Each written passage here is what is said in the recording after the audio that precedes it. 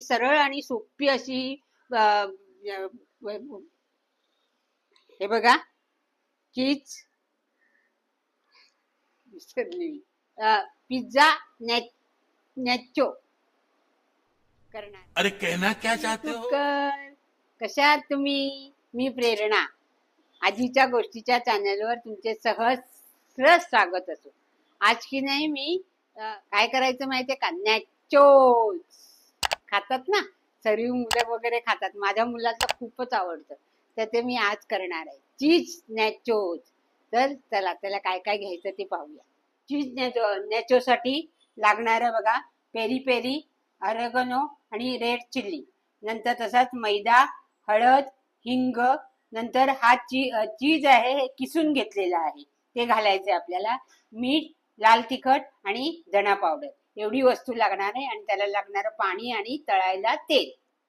हे बघा पिठासाठी मळण्यासाठी 2 चमचे तेल मी गरम करत ठेवलंय, ते आपल्याला मोहन म्हणून घालायचंय। तर प्रथम मैदा घ्यायचा, बघा एकच बाउल घेतलाय, मैदा घ्यायचा, चीज घालायचं, किसलेलं चीज आहे, थोडं मीठ, लाल तिखट, हळद आणि धना पावडर, आणि हे रेड चिली, नंतर हे ऑरिगॅनो। तेल गरम झालंय आपलं, हे सगळं मिक्स करूया।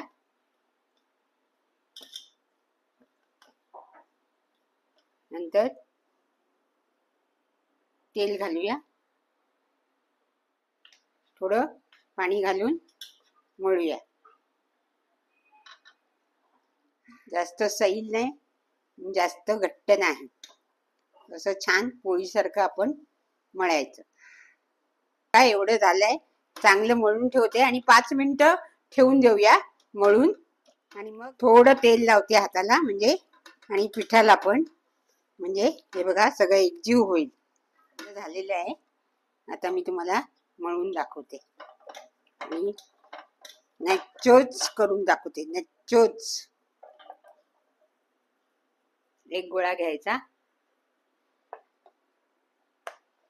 पीठ लागलं तर लागतं, खरं ते मोहन चांगलं झालं तर पीठ लागत सुद्धा नाही, एवढं पातळ करायचं। हे बघा एवढं पातळ करायचं। आता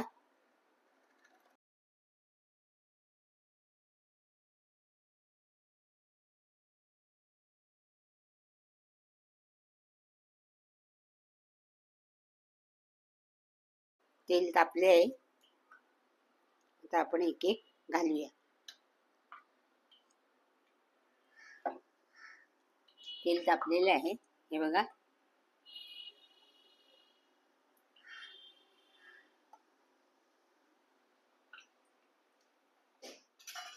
हे बघा जरा टोचे मारायला हवेत, ते मी विसरली, पोळी झाले की लगेच टोचे मारायचे। हे बघा टोचे मारून घेते,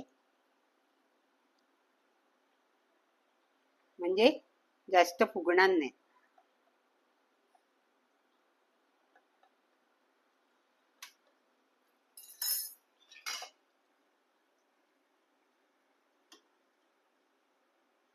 जरा खरपूस होऊ दे, खरपूस अगदी सुगंध येतोय, छान वाटतंय, आणि चीजचा तर सुगंध घरभर पसरलाय। हे बघा झाले आहेत, हे काढते आणि दुसरे घालते। हे बघा सगळं तेल काढलेलं आहे, फुगलेले तरी पण ते कडक होतात हा।